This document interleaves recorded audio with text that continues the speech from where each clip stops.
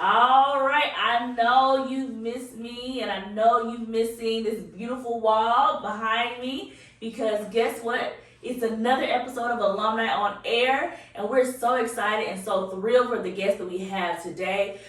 This amazing individual has such a great message about hope, life, and different ways to really tap into what's important to you, as well as just getting through the core and living your best life post the core. If you want to know who I am, I'm Jamisha Haynes. I'm the Managing Director of Programs, and I'm also the person that kind of came up with the vision for Alumni on Air, which is an opportunity for alums to come into the Teach for America Memphis office and share their story about how they're doing their impact leading towards one day for all kids. I would be remiss if I didn't say I have to acknowledge this person, James Larkin. He is amazing. He's behind the camera right now.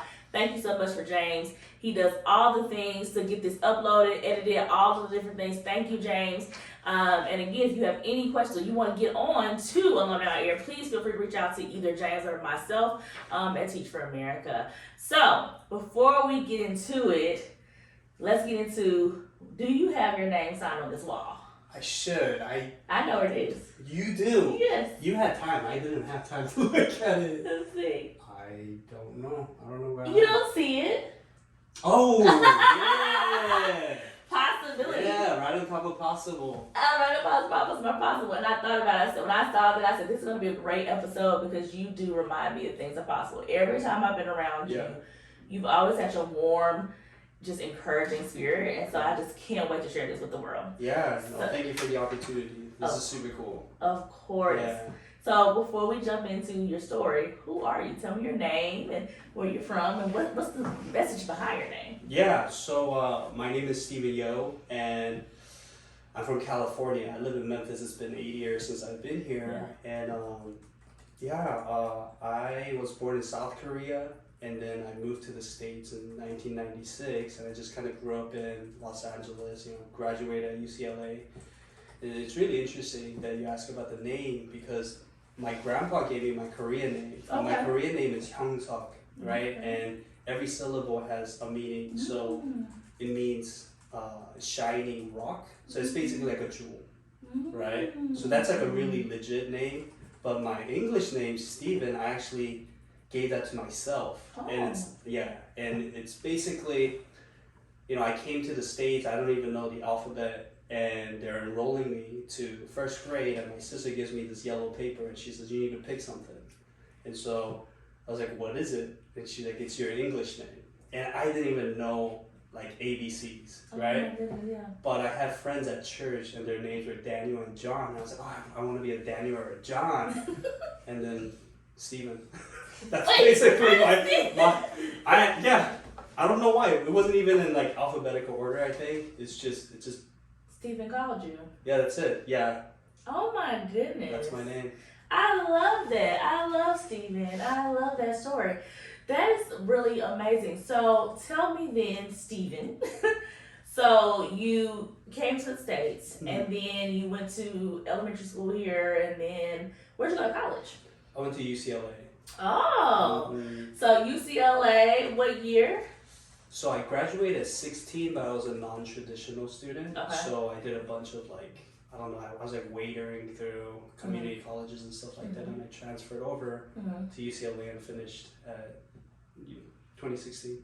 2016. So then, how did we get from UCLA all the way to Memphis? Like, where did TFA come into the story? Oh yeah, so I remember like the last year before I graduated, I was just trying to figure out like what meaningful thing can I do in my life after I graduate, like just like any other college people, right? And I was part of a Christian club, and this pastor basically said, go and love the way Jesus loved you. And so for me, like my story is like, the theme of my story is remembering names, because I used to hate school, right? I hated teachers. I didn't trust them.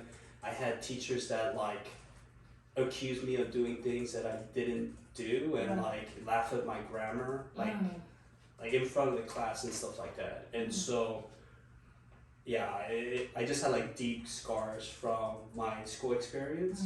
And then in 9th grade, I had this biology teacher. His name was Mr. Haynes, and and he was like the scariest teacher at our school. He's like this veteran dude, you know, and he straight up told us during the first week, he said, "You're nothing but a number after you graduate, so I'm gonna help you get used to that." And he said, "I'm gonna give you a number," and literally my last name is Yeo, so my number was 32. So on your paper you write 32. You raise your hand, he'll say 32, and things like that. So he was like a super scary teacher, and I remember the first week we like did like a lab equipment check, and I broke his beaker, and I was like, this is the worst class to break a beaker in. Yes. And so I was like, oh my gosh, like I'm super tempted to lie about this, but I suck at lying. Yeah, so I'm I was like, yeah, for sure. So I went up to him and I was like, hey, Mr. Haynes, I'm so sorry I broke your beaker, and like he like surprised me because I thought he would get on to me and stuff like that, but he actually thanked me and he said, hey, thank you so much, and he went and cleaned it up himself. And so I had like instances of that with Mr. Haynes where like he just kind of treated me with a lot of dignity that I never thought I would expect from a teacher. So like for example, another story is we would watch these videos, like biology videos, and we'll take a quiz. And if you fall asleep during the video, then you have to come to school, you know, before school begins, and you'll call your parents. So one time I fell asleep and he's like, you gotta come in, and I came in and he picked up the call, and you know, my mom doesn't speak that much English, so he was speaking to my sister, but like all he had was compliments. He didn't even mention that I fell asleep. So I was like, what is this dude that I've never experienced, right? Yeah. And yeah, he had the hardest finals and stuff like that, and I barely passed with like a C minus. But I remember how he made me feel in his class. So when I became a sophomore, I wanted to visit him. I wanted him to know that I appreciated him, I respected him, you know. So I went in and he had his back towards me, and I opened the door and I'm like, hey, Mr. Haynes. And he turns around and he has this huge smile. He goes, Mr. Yeo, how are you doing? And he shook my hand and he's like, I'm so glad to see you today. And literally as I walked out from his class, it changed me from the inside. I was like, I cannot believe that somebody at school could give me that much value. Yeah. Even though C-minus student, falling asleep and all of that, like he basically shattered so much like callousness that I had towards the academic system. So like I started my first year with like 1 point something GPA, and I ended with a 4.2 when I was graduating, and I really attributed to Mr. Haynes. So that was one instance where somebody remembered my name was a big deal. And when I was a junior in high school, I just dealt with a bunch of depression, and it was like a year when I was just questioning like, why do I exist? You get what I mean? Like I wasn't really good at anything, you know, people didn't know me for anything, and yeah, I was just kind of bitter towards life. Like I feel like you have to produce or perform, you know, or pretend to get by. And when I was in like a really dark place, that was when, you know, I was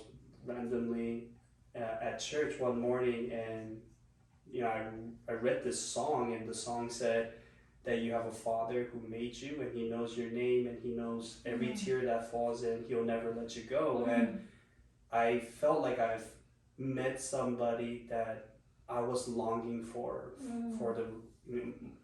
my whole life. And so when I heard that God knows my name, that like really changed the way I look at myself. And I've basically found intrinsic value in myself without me producing anything.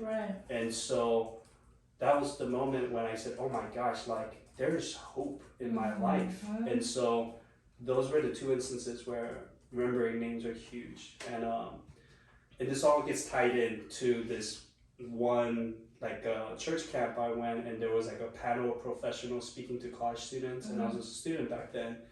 And the third grade teacher basically said, he said, like, think of your favorite teacher and then tell the person next to you why that person is your favorite. And so I was like, oh, for sure, Mr. Haynes, you Yeah. remember my name, yo, you know? Yeah. And then she said, well, I want you to think about this, that like that person is so special because that's how God loves you. Yeah. And I was like, whoa, like that's crazy because my story is all about God remembering my name Yeah. and changing my life. So I had this connection about Mr. Haynes, the teacher, Yeah. and God remembering my name. Right. And then at UCLA, when my pastor said, go and love the way Jesus loved you, Yeah. like the dots were connecting. Yeah. Yeah, so I was like, oh my goodness, I think there's something about teaching. Yeah. Right? Yeah. Like because I could only love the way I've been loved. Because I know that that's genuine love. You got because it changed me.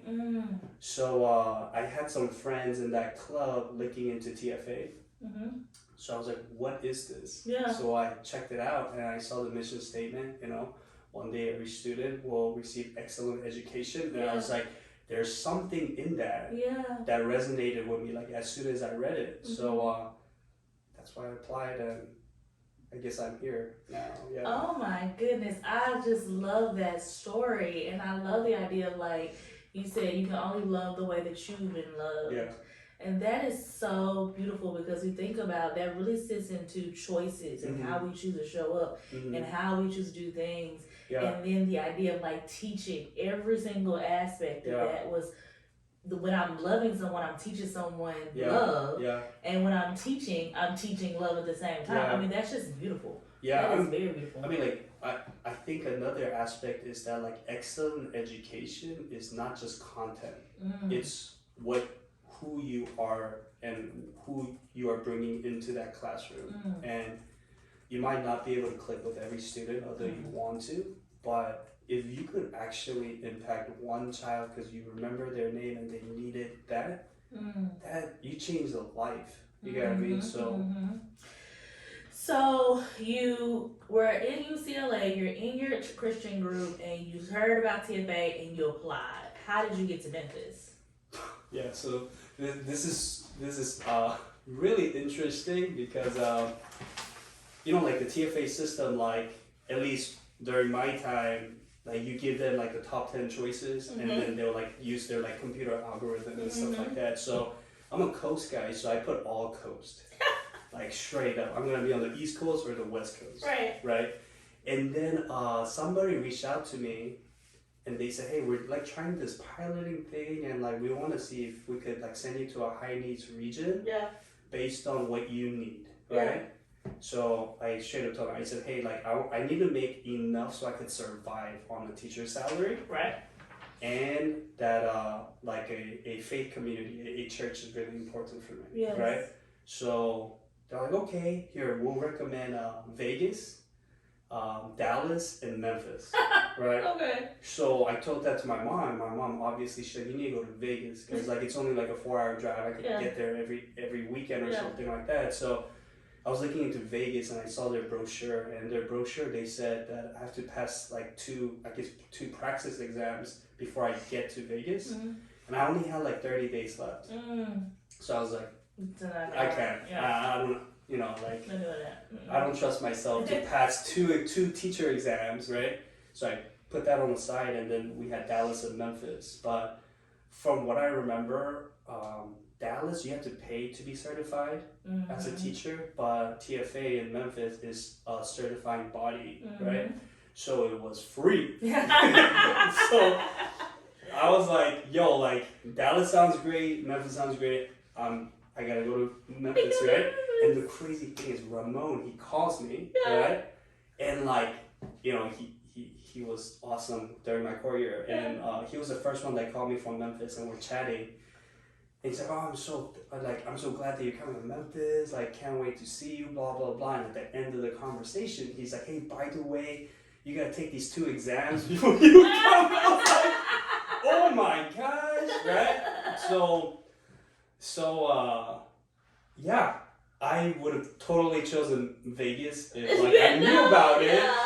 But you know, there are times when you know things happen beyond your expectation. But I have a pretty interesting story about Memphis for me, and basically, for me, I believe that like you could actually like, you know, pray to God and God will speak at times, right? Yeah. And so one of the things that I want to do is I want to make sure that I'm doing what God wants me to do. Right. So I remember the day after I got off with Ramon, I was driving to UCLA and I was like, oh, I never asked God about Memphis. Yeah. So I was like, oh my goodness, like I don't want to crash and burn and just come back to LA. You know what I mean? So I was like, God, could you give me some kind of a sign that you want me to go to Memphis, right?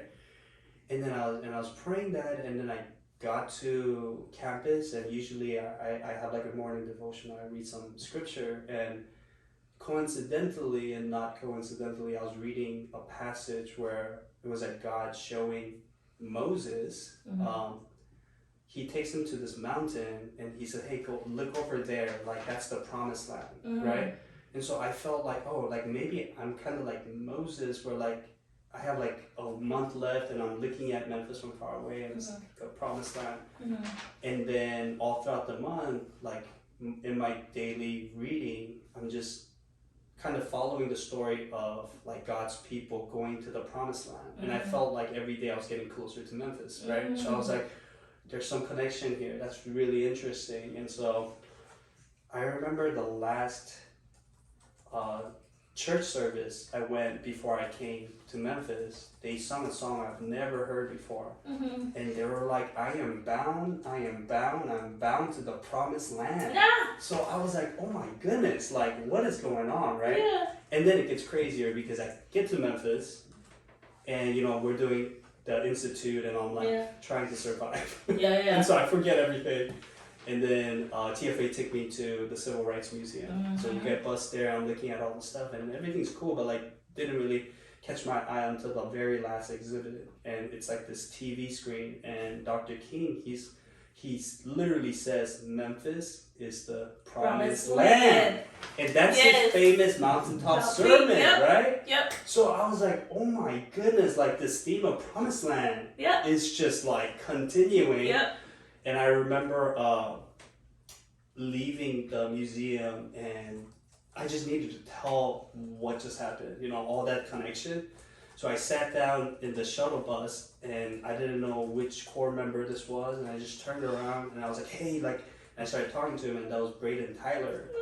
And Braden Tyler was one of my groomsmen. He's one of my best friends in Memphis. And that's how it got all connected. And you know, I think something so important that you said, and you might not have realized, you said somebody called you because they want to do a pilot to give you a high needs region, but also give you what you need. And they gave you 3 options. And in the 3 options, at that time, you said, I needed free. But you got free. You were able to be free. You were able to get that space of freedom. And all of that from coming to Memphis. You were able to get what you needed, which is your name to be known. Your name was forever cemented on the wall. You'll forever be seen as something possible from being here. I think all of that is amazing. All of that is connection. I think that's something for us to stop and think about is sometimes in life, we don't know always eventually how all the pieces are going to go. But at the end of the day, it's all going to work out. It all comes together. It all will align. So take a second right now, while you have a moment, to really think about what are some of the things that you're noticing in your life happening. I know I've gone through a whole lot here lately. I have lost my father. I just got my doctorate. I am going through a lot of transitions. And I found myself questioning, what's all these things going on? But what you're telling me is that one thing about what do I need? Stop and taking a moment after you do that list, think about what you need and see if you can find that answer, because it seems like for Steven, the answer was always there. Take a moment, we'll come back.